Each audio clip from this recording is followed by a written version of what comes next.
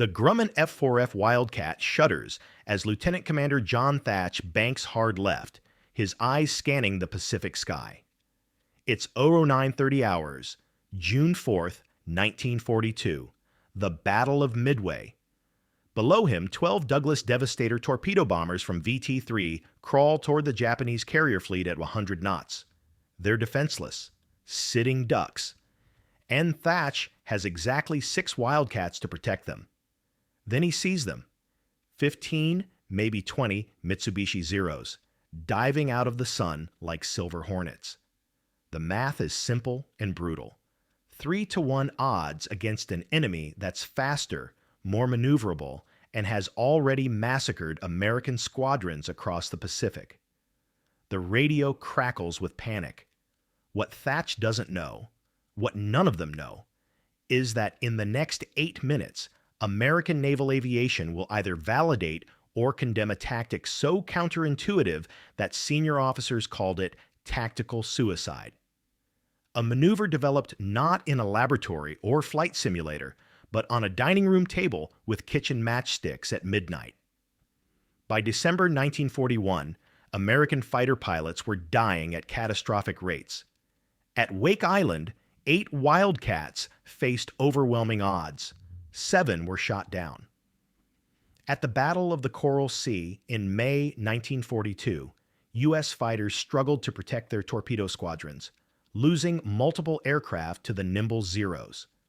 The statistics told a grim story. In early 1942 engagements, Japanese fighters enjoyed kill ratios approaching 12.1. The Zero was a revelation. It could outturn, outclimb, and outrange anything America had in the sky.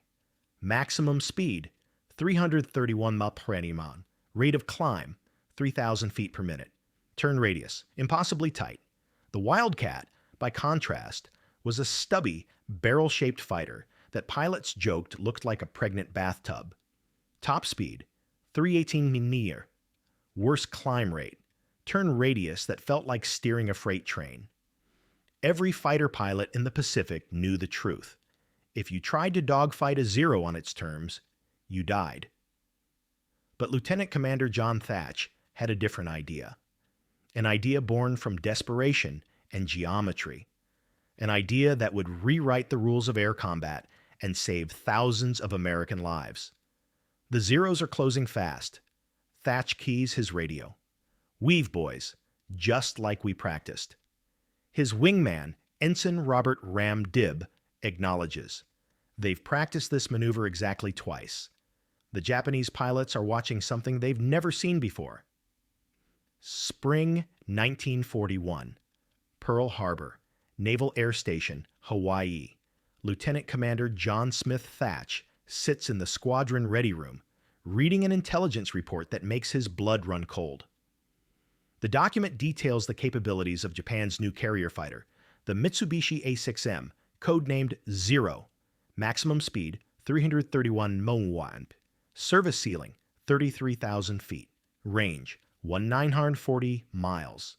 Turn time, 8 seconds at combat speed. Thach looks at the Wildcat's specification sheet on his desk. His fighter is outclassed in nearly every category. The F4F is 13 prong, slower, climbs like a brick, and turns like a garbage truck. The only advantages? Rugged construction, pilot armor, and 6 50 caliber machine guns that hit like hammers. But advantages don't matter if you can't bring your guns to bear. The existing doctrine was simple. Maintain speed, never turn with a Zero. Use hit-and-run diving attacks. The problem? Zeros hunted in packs. While you were diving away from one, 2 more would shred your squadron mates. American fighter pilots were flying the most defensive, reactive tactics imaginable and dying anyway. The experts at Naval Aviation Headquarters in Washington had studied the problem extensively. Their consensus was clear. The Wildcat was inadequate for Pacific combat. The Navy needed a new fighter, the F6F Hellcat, but it wouldn't be ready until 1943. Until then, pilots would have to make do with superior numbers and aggressive spirit. Thach knew that was a death sentence written in bureaucratic ink. In combat, the traditional solution to inferior equipment was numerical superiority. But carrier flight decks were limited. You couldn't just throw more planes at the problem. And even with numbers, squadrons were getting massacred. The Zeros would target one aircraft, gang up on it with their superior maneuverability, and destroy it before moving to the next victim. It was systematic, methodical, lethal. Senior tacticians advocated for better training in high-speed passes. Don't dogfight, they insisted. Dive in, fire, dive away. But torpedo bomber escorts couldn't dive away. They had to stay with the slow, vulnerable devastators. And when fighters tried to protect bombers, the Zeros simply ignored the escorts and slaughtered the attack planes first. The stakes couldn't be higher. Japan's carrier strike force had conquered half the Pacific in 6 months. Their pilots were combat veterans with years of experience over China. They'd sunk the British battleship Prince of Wales, destroyed Pearl Harbor, and dominated every air battle in the theater. American pilot training emphasized individual skill and aircraft performance. The doctrine was straightforward. Get behind the enemy, shoot him down, break off, find another target. But that doctrine assumed rough parity in aircraft capability. Against the Zero, it was obsolete. Wake Island proved it. 8 F4F Wildcats defended the atoll against overwhelming Japanese forces. The Marine pilots fought brilliantly, but one by one, Zeros picked them off. 7 of 8 were shot down. The pilots weren't incompetent. They were flying a losing game with losing tactics. By early 1942, morale among carrier fighter pilots was approaching crisis levels. Men volunteered for dive bombers rather than fighters. The unspoken understanding, in a Wildcat versus Zero fight, you were probably going to die. You just hoped to take one with you. The Navy's official position remained unchanged. Avoid turning engagements. Use speed and diving attacks, wait for better aircraft. But Thach commanded Fighting Squadron 3, VF3. His pilots looked to him for answers, and wait for better equipment while avoiding combat wasn't an answer. It was an abdication. He needed something revolutionary, something that turned the Wildcats' weaknesses into strengths and the Zeros' advantages into vulnerabilities. The problem consumed him. John Smith, Jimmy Thach, was not supposed to be a tactical revolutionary. Born in Pine Bluff, Arkansas, on April 19, 1905, he was the son of a district court clerk. Solidly middle class, no military pedigree, no connections to the upper echelons of naval power. He graduated from the U.S. Naval Academy in 1927, ranked respectably, but not spectacularly, in his class. Nothing about his record suggested genius.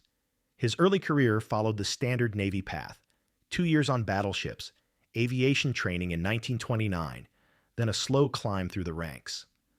By 1940, at age 35, he was a lieutenant commander, perfectly average for his year group. His superiors noted that he was competent and reliable. Not exactly ringing endorsements.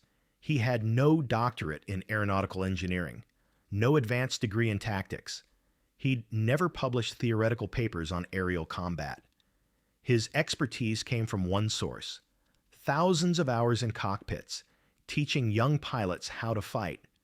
And that's where everything changed, because Thach had one quality that brilliant engineers and senior officers often lacked. He listened to reality instead of theory. In early 1941, he took command of Fighting Squadron 3, VF3, aboard USS Lexington. His job was simple: train pilots to protect the carrier. But as intelligence reports about the Zero filtered in, Thach realized his squadron was being trained to fail. The Navy's Fighter Tactics Manual was written for aircraft with similar performance. It emphasized individual skill, aircraft positioning, and marksmanship. Thach read the Zero specifications and understood immediately. None of that would matter. The Zero could outposition any Wildcat. The pilot who relied on individual skill would die individually. The insight came late one night in his home, long after his wife Madeline had gone to bed. Thach sat at the dining room table, unable to sleep, staring at the Zero Intelligence report. He needed to visualize the problem. He grabbed a box of kitchen matches from the kitchen drawer. On the table, he arranged matchsticks to represent aircraft. 2 Wildcats here, a Zero attacking from above. He moved the sticks, simulating a dogfight. The Zero matchstick could turn inside the Wildcat's turn every time. The Wildcat matchstick got shot down. He tried different configurations, 4 against 1. Same result. The Zero could focus on each Wildcat in sequence, using its superior turning to get firing position before help could arrive. Then Thach tried something strange. What if the Wildcats didn't try to outturn the Zero? What if they crossed paths instead? 2 Wildcats flying toward each other, timing their passes so that when a Zero followed one Wildcat into a turn, the other Wildcat would fly across the Zero's nose. He moved the matchsticks. The pursuing Zero matchstick would fly directly into the crossing Wildcat's guns. The Zero's advantage, tight turning, would become its vulnerability. Thach sat back, studying the pattern. It looked suicidal. 2 friendly aircraft flying directly at each other. 1 timing error, and they'd collide midair. But mathematically, geometrically, it worked. The Zero couldn't simultaneously turn after one target and evade gunfire from another coming head-on. It was completely contrary to every principle of fighter combat. He called it mutual support weaving. Others would call it impossible. The next morning, March 1942, Thach walked into the VF-3 ready room with his matchstick diagram sketched on paper. His pilot stared at the drawings like he'd presented plans for a perpetual motion machine. "Skipper," one pilot said carefully, "you want us to fly directly at each other while being chased by Zeros?" "Not directly," Thach replied. "We cross paths at an angle. You're flying your normal turn, but instead of turning away from your section leader, you turn toward him. He does the same. You weave back and forth." Lieutenant, junior grade, Brainerd McCumber raised his hand. "Sir, that violates every principle of section tactics. We're supposed to maintain separation so we don't mask each other's fire or collide." "Against an equal opponent, yes," Thach said. "But we're not fighting an equal opponent. We're fighting an aircraft that can outturn us by 3 seconds. Traditional section tactics don't work." The pilots exchanged glances. Nobody wanted to contradict their squadron commander, but nobody wanted to die in a mid-air collision either. Thach selected his best pilot to test the theory, Ensign Edward Butch O'Hare, already a combat ace with 5 kills. If O'Hare couldn't make it work, nobody could. "Butch, take 3 planes up as attackers, simulate Zeros, tight turns, aggressive pursuit. I'll take 3 Wildcats as defenders. We'll try the weave." They launched on a clear afternoon, climbing to 10,000 feet over Kaneohe Bay. Thach briefed his wingman, Ensign Robert Ram Dibb. "Stay in formation. When I turn left, you turn right. When you see me coming toward you, turn back toward me. Keep weaving. Trust me." O'Hare led his Zero section into an attack run, simulating the tight-turning Japanese tactics. Thach broke left. Dibb broke right. The pursuing Zero followed Thach into his turn, getting into firing position within seconds, exactly as a real Zero would do. But as the pursuer focused on Thach, Dibb reversed his turn, flying back toward Thach. The geometry worked perfectly. The attacking pilot suddenly found himself flying across Dibb's gun sight in a head-on pass. "Guns, guns, guns," Dibb called over the radio, indicating a kill. They landed and debriefed. O'Hare was shaking his head in amazement. "That's the most unnatural thing I've ever flown. My instincts were screaming to break away, not toward my section leader." "But did it work?" Thach asked. Yes, sir. Every time we committed to a pursuit, we flew into a head-on engagement. We couldn't avoid it. Word spread through the squadron, then to other fighter units. The reaction was swift and brutal. Commander Frederick Mears, a senior air group commander, reviewed the tactic and called it fundamentally unsound. His official assessment: the maneuver requires split-second timing that is impossible to maintain in combat. It violates basic principles of air combat by deliberately putting friendly aircraft on crossing courses. The inevitable result will be mid-air collisions and friendly fire incidents. Another senior officer wrote in his tactical review, "This weaving maneuver is tactical suicide masquerading as innovation." The tactical community was unanimous. Thach's weave was theoretically interesting, but practically unworkable. Thach ignored them all. April 1942. Fleet Headquarters, Pearl Harbor. Thach stands in a conference room with a dozen senior officers, presenting his tactical innovation to men who have decades more experience than he does. Captain George Murray, Lexington's Air Group commander, listens politely, then asks the question everyone is thinking. Commander Thach, how many times have you tested this maneuver in combat conditions? None, sir, but we've practiced it extensively in training. Training against other Wildcats, simulating Zeros, not against actual Zeros flown by combat-experienced Japanese pilots. That's correct, sir. Murray glances at the other officers.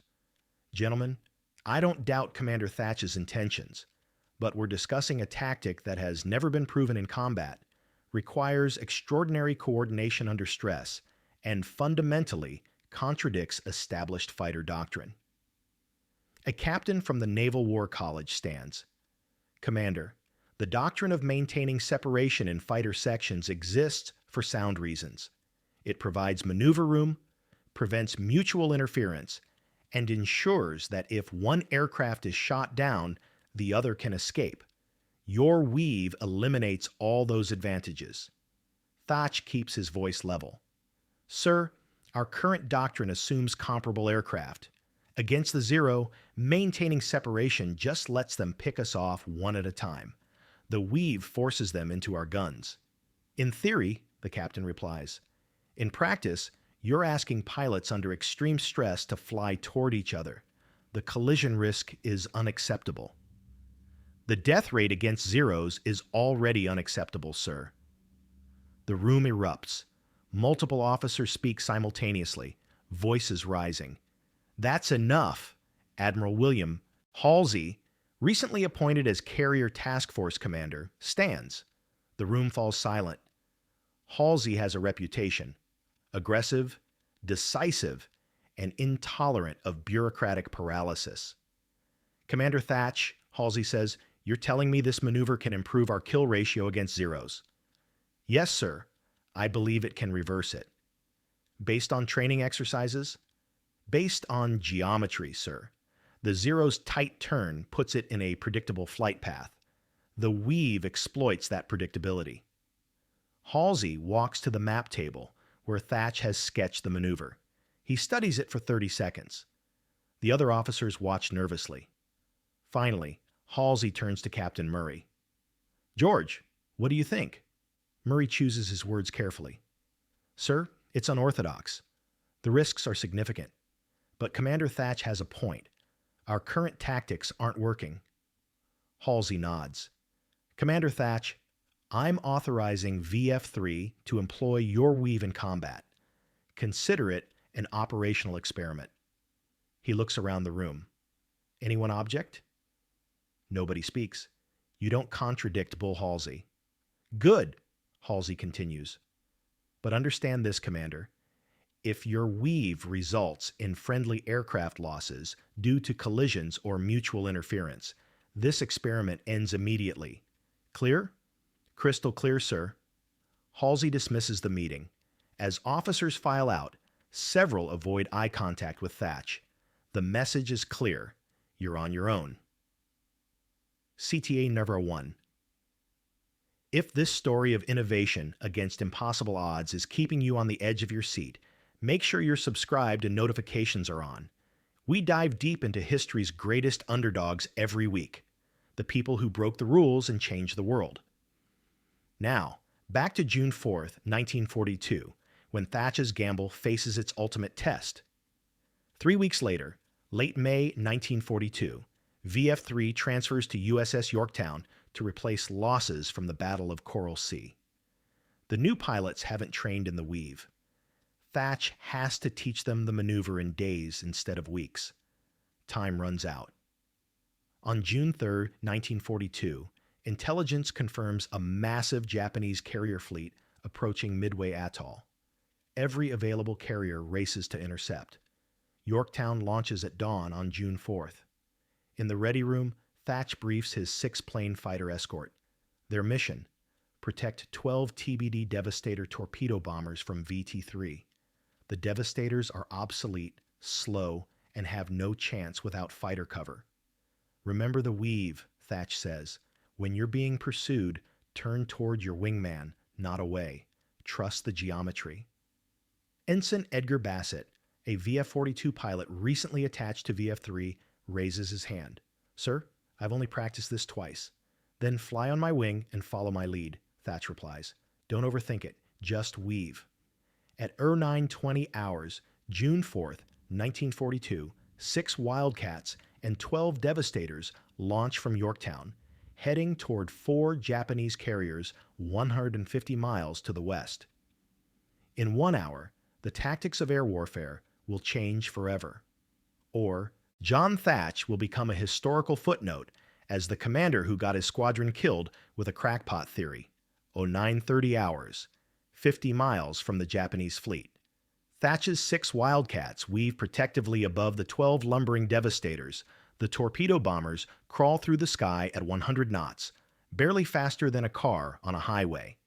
They're 20 minutes from the Japanese carriers. They never make it. The Zeros appear like magic, silver flashes dropping from 15,000 feet. Thach counts 15, maybe 20. The Japanese pilots ignore the Wildcats initially, diving straight for the Devastators. They know the game. Kill the attack planes first, mop up the fighters later. All Wildcats, this is Thach. Defensive weave, now. Thach breaks hard left. His wingman, Ensign Robert Ram Dibb, breaks right. They're flying apart, separating, exactly opposite to every fighter tactic ever taught. 3 Zeros peel off from the main attack, targeting Thach's section. The lead Zero, flown by a veteran Japanese pilot who's killed Americans at Pearl Harbor and Coral Sea, locks onto Thach's Wildcat. The geometry is perfect. The Zero is faster, climbs better, turns tighter. The American is meat. The Zero pilot racks his fighter into a hard left turn, matching Thach's break.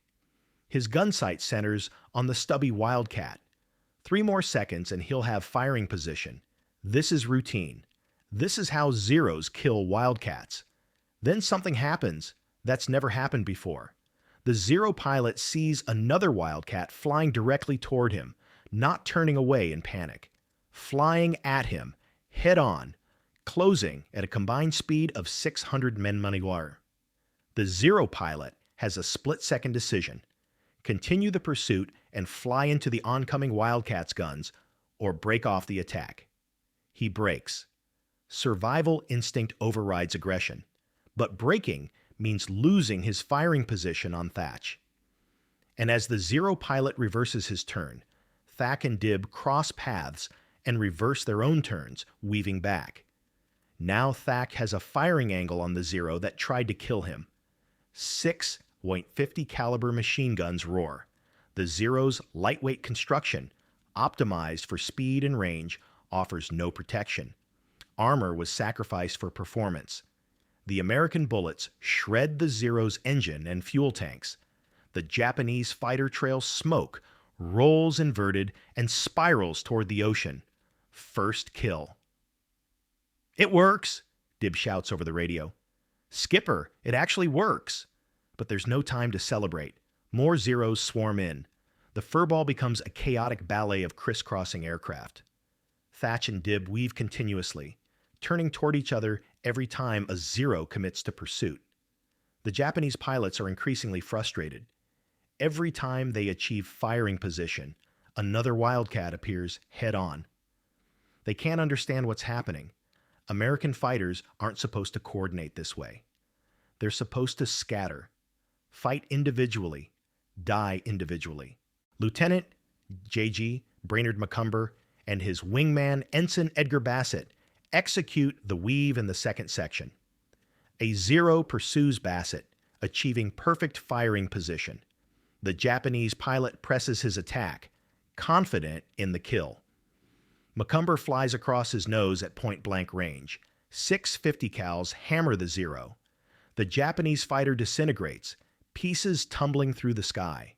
Second kill, but the numbers are overwhelming. For every Zero shot down, 3 more attack. Tom Cheek's section is separated from the main formation. Ensign Daniel Sheedy's Wildcat takes hits, smoke pouring from the engine. He calls out he's hit, but continues flying, refusing to abandon the formation. Below them, the Devastators are being slaughtered. Zeros swarm the slow torpedo bombers like piranhas. One by one, the TBDs explode or spin into the Pacific. Of the 12 Devastators that launched from Yorktown, only 2 will survive. Thach wants to help them, but 6 Wildcats can't protect 12 bombers against 20 Zeros. The math doesn't work. All he can do is keep weaving, keep fighting, keep killing Zeros. Third kill. Another Zero flies into Thach's guns during a weave pass. Fourth kill. Ram Dib catches a Zero pulling up from a Devastator kill, unaware of the Wildcat diving on him. The combat lasts 7 minutes. 7 minutes of continuous turning, weaving, firing. Thach's arms ache from manhandling the Wildcat's controls. His vision tunnels from G-forces. Radio calls blend into a continuous stream of warnings and kill confirmations. Then, as suddenly as they appeared, the Zeros break off. They're low on fuel. Japanese doctrine requires carrier fighters to maintain enough fuel to return home. American pilots fight until their tanks run dry, ditching if necessary. The sky empties. Thach calls for a formation check. 5 Wildcats respond. One is missing, but not shot down. Ensign Sheedy's damaged Wildcat couldn't keep up. He's heading back to Yorktown alone, nursing a smoking engine. All 6 pilots survive. Thach's weaving sections shot down 4 Zeros confirmed, with 2 probables. More importantly, the Wildcat pilots engaged more than 15 enemy fighters for 7 minutes and lost 0 aircraft to enemy action. The mathematics have reversed. Against overwhelming odds, in aircraft inferior by every performance metric, using a tactic considered suicidal by senior officers, Fighting Squadron 3 achieved something unprecedented. They fought Zeros to a standstill. CTA number 2. This is why we tell these stories. Real people using innovation and courage to beat impossible odds. Hit that like button if you want to see more deep dives into history's greatest tactical breakthroughs. We've got more coming that will blow your mind. Now, let's talk about what happened when word of this combat spread.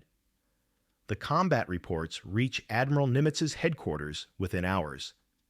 Staff officers who dismissed the weave as theoretical nonsense now study Thach's after-action report with new eyes. The statistics don't lie.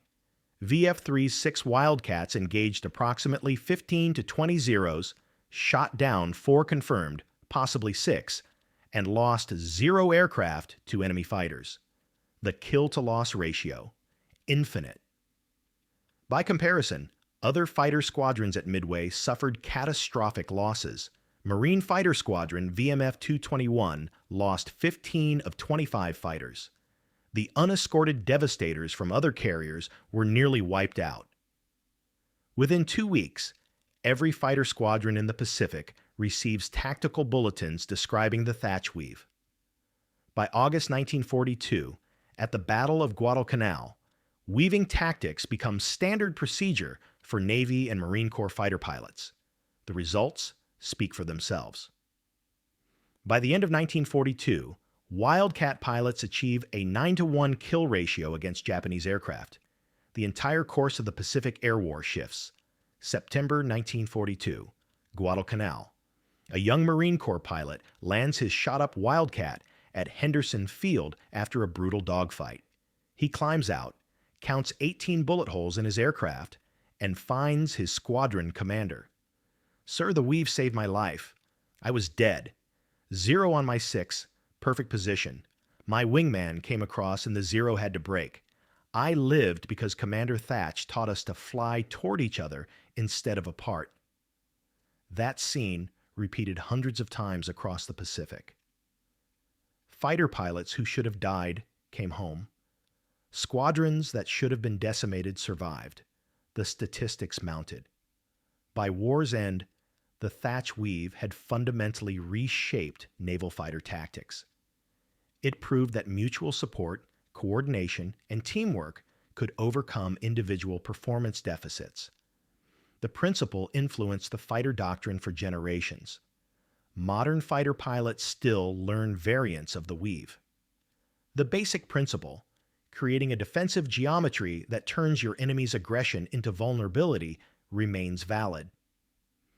During the Vietnam War, American pilots used evolved weaving tactics against North Vietnamese MiGs.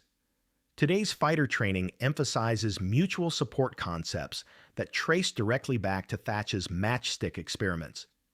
Production numbers tell the story of the Wildcats' unexpected success. Grumman and General Motors manufactured 7,160 Wildcats between 1940 and 1945. Those stubby fighters flew 15,553 combat sorties, claimed 1,327 enemy aircraft destroyed, and achieved an overall kill ratio of 6.9 to 1. Not bad for an aircraft that experts dismissed as obsolete.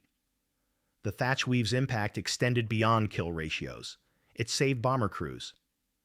Every torpedo bomber that reached its target because fighters kept Zeros busy, every dive bomber that survived to drop its payload, they owed their survival partly to tactics that gave Wildcats a fighting chance. Veterans later estimated that the Weave saved thousands of American lives. Pilots who would have been shot down in early war one-sided. Engagements instead came home. Some flew 50, 60, 70 missions. Missions they never would have survived using pre-Thach tactics. Japanese pilots noticed the change. Saburo Sakai, Japan's legendary ace, later wrote about engaging American fighters in 1942 and 1943. Their coordination improved dramatically. They no longer fought as individuals, but as teams. We could no longer isolate and destroy them one at a time. John Thach never sought fame for his innovation. After Midway, he continued developing tactics, eventually creating the Big Blue Blanket Fleet Defense System.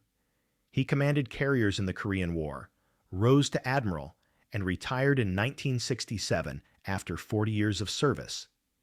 When asked about the Weave in later years, he deflected credit. "It was basic geometry," he said. "Any pilot with a box of matches could have figured it out. I just happened to be desperate enough to actually try it." But thousands of pilots knew better. At a fighter squadron reunion in 1976, a veteran approached Thach with tears in his eyes. "Admiral," the man said, "I flew 47 missions in Wildcats. I was shot at by Zeros 9 times. The Weave saved me every single time. Because of you, I came home. I had children. I've had a life. Thank you."